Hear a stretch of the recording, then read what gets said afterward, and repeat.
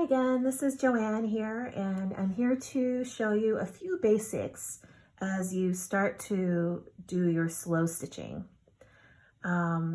Specifically, I'm going to show you how to thread a needle if you haven't done that before, how to store needles, first of all, and then how to tie a quilter's knot. And then we're going to do a basic stitch on this fabric book. That's going to become a mini stitch book. Okay, so you take your embroidery thread, and this is a Sashiko red embroidery thread. You can get this at most fabric stores. And I usually do something that might not be very sanitary in COVID times, but I usually lick the end a little bit so the frayed threads stick together. If you don't feel comfortable with that, I have another trick for you. So that was really easy to thread when I licked it. If you don't want to lick it, and I probably won't do this at the retreat because I don't want to spread any germs, what I will recommend is getting one of these handy threaders, and I personally love this kind of threader, which is just one piece. Some threaders have like several pieces stuck together, and it's not very durable because when you pull too hard, those pieces come apart. This is one piece, and it's just really simple. There's a hook at the end, and I love that it's so cute. It's a little bear. I got this at my fabric store for about 10 bucks, okay? So what you do is you put the threader in through the eye of the needle. So you see there's the eye of the needle, okay? And then you take your embroidery thread and you put it about like 1 inch across the hook, but you really want to have it taut, so really tighten the tension there. Just not too tight because you're going to be pulling yourself, but just enough so it's like not going to stick up, okay? And then you gently pull the hook through. Okay, that's it.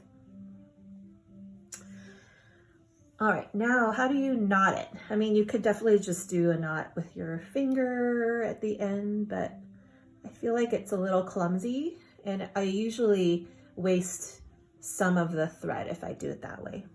So I want to teach you something called quilter's knot.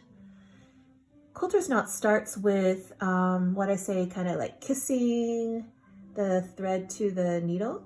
You start that, and then you move the thread beyond the needle like it's parallel, and then you collapse them together and switch hands. So now you're holding the thread and the needle with your right hand, whereas before you were holding the thread with your left hand. If you're left-handed, you have to reverse this. And so while you hold the thread and the needle with your right hand, you wrap the thread around the needle about 4 to 5 times. And then you grab the needle with your left hand. It's a lot of switching, but it is pretty intuitive. And then you grab the cluster and pull all the way down to the end until it tightens. And there you have pretty nice knot. It's got some other stuff that I picked up on the table. Oops, here you go. I got some other threads in there, but it's tight, it's good. Okay, so once again, I'm gonna show you how to do this. So you kiss the needle and the thread, you go parallel, you grab the thread with your right hand, you wrap for 4 or 5 times, and then you pull with your right hand, you pull the cluster of wrapped thread and pull the needle away until it becomes a knot, okay? So that was quilter's knot.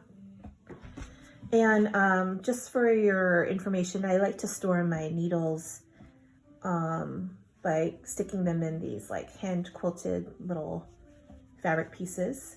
They're just soft and easy to put the needle through. I also put some of the needles in this handy jar from IKEA.